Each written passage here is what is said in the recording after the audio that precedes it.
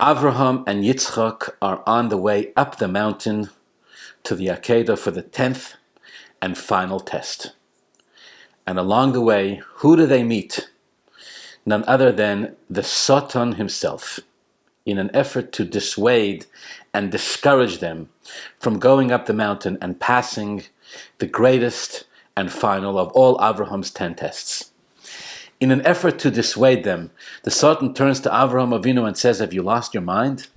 Do you realize what it is that you're about to do? How could you? How could Hashem ask something like this of you? Avrohom is not at all impressed with any of the Satan's arguments and continues him and Yitzchok together along the way. So in a moment of desperation, the Satan drops the following bomb on Avrohom. He says, Shamati me'achoyrei apargod, the Satan says, I heard in heaven from behind the proverbial curtain, from the inner chambers of where the secrets are discussed. Quote, in the end, a sheep will be offered up as a burnt sacrifice, as a burnt offering, and not Yitzchok. You think you're going up the mountain to offer up Yitzchok as a sacrifice? Says the Satan, I have inside information. It's not what's going to end up happening. In the end, Yitzchok is going to walk away fine, and a sheep will be offered up instead. And Avrohom, not being dissuaded, not being thrown off by the message of the Satan, says these words, quote, Ze oinshoy shel badoi, says Avrohom. This is the consequence, this is the punishment of a deceitful being, of a liar. Afilu oimer emes, even when they tell the truth. Ein shoymim loy, no one listens to them. And Avrohom goes up the mountain, ready to sacrifice his son Yitzchok, until, of course, in the final hour, in the 11th hour, an angel of Hashem calls out to him. A Malach Hashem says, no, don't touch Yitzchok, it was just a test. And in fact, exactly as the Satan had told him, in the end, it was a sheep that was offered up as a sacrifice, and not Yitzchok. And the two obvious questions are, number one, why would the Satan, in an effort to dissuade, to discourage Avrohom from passing the test, in an effort to throw him off, why would the Satan tell Avrohom that the whole story has such a happy ending?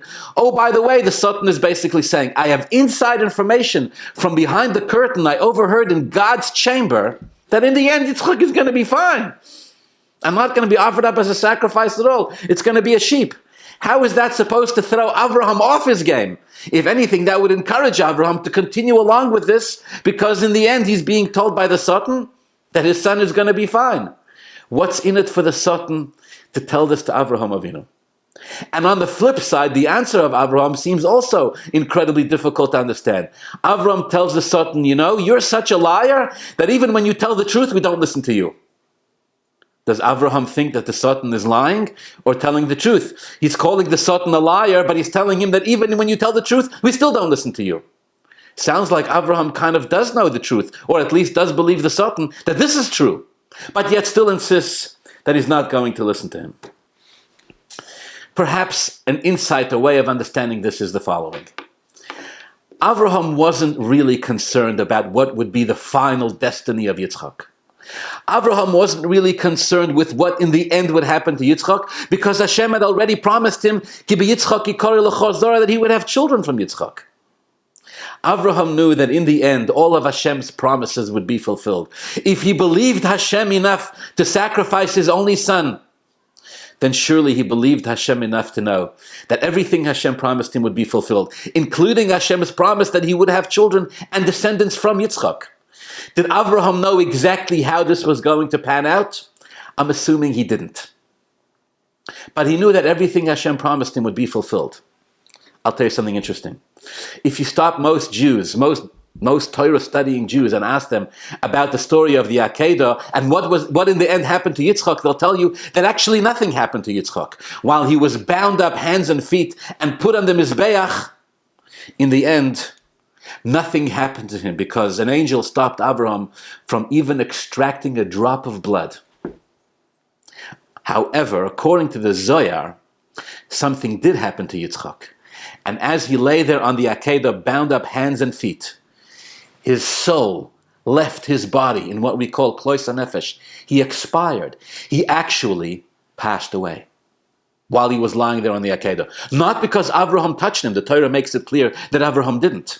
But something about the experience was so intense that Yitzchok's neshama, Yitzchok's soul, actually left his body.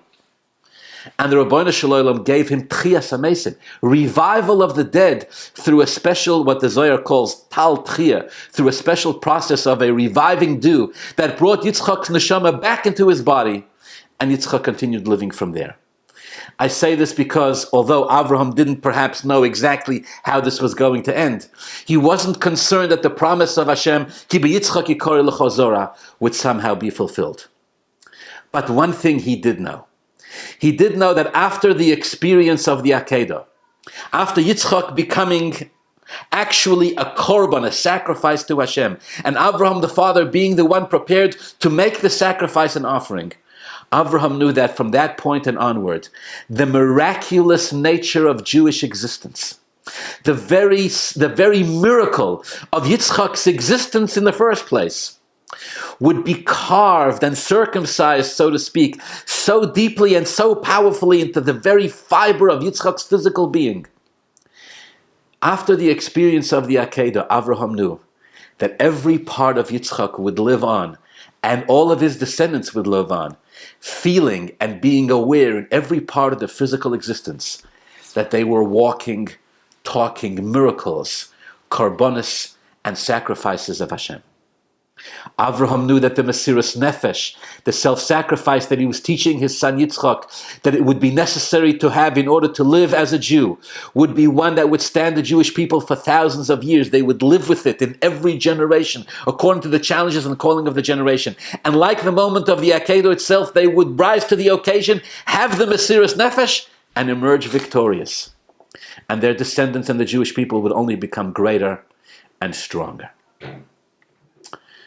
So the Satan, in an effort to dissuade Avraham, says, Avraham, that's not what's going to happen. When you get to the top of the mountain, Yitzchok isn't going to be offered up as an oila, as a sacrifice. It's not going to happen to Yitzchok, it's going to happen to a seh, to a sheep. You think you're going to instill some type of value in Yitzchok that will last him and his generations forever, elevate them to a level of being a korban, teach them the importance of Mesiras Nefesh. You think they'll actually, him and all of his descendants forever will become an eternal sacrifice to Hashem. The Satan says you're wasting your time. It's not what's going to happen. There's going to be a silly sheep that's going to be offered up in its place. Haseh l'oila ve'ein Yitzchak l'oila, says the Satan. I heard it from behind the curtain in God's chamber. And Avraham tells the Satan, you don't know what you heard, you don't understand what's going on, and you don't have a clue about the meaning of this 10th and final test. Let me tell you what's going to happen, says Avraham. Even when you speak words of truth, afilu oimer emes, which in fact the Satan was saying, ein shoymim loy, we're not listening to you. You don't know what's going to happen. What's going to happen, says Avraham, is that from this moment and onward, the Jewish neshama and the Jewish body is going to be invincible and blessed by Hashem with a godly eternal blessing that will last them forever. Perhaps Yitzchok will be sacrificed and then resurrected. Perhaps it'll be a sheep. Says Avraham, it doesn't matter.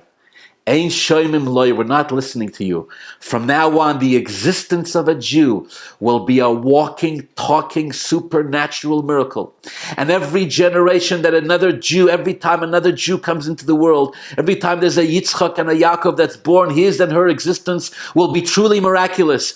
And though every force of nature in the world will rise up against us and to destroy us, from the moment of the Akedah and for all eternity, Jews are Hashem's korban, if you will.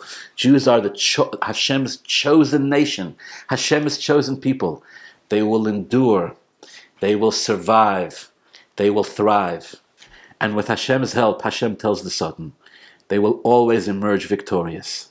And though the Satans of the world seek to dissuade us in every way, and though they're here to tell us that our existence is not miraculous, our existence is natural like everybody else, and our enemies want us to believe that we fall under the laws of nature just as they do. Says the Gemara, Avraham, the moment Avraham saw the Satan, he said, even if what you say is technically true, ein shoymim loy, we're not listening to you.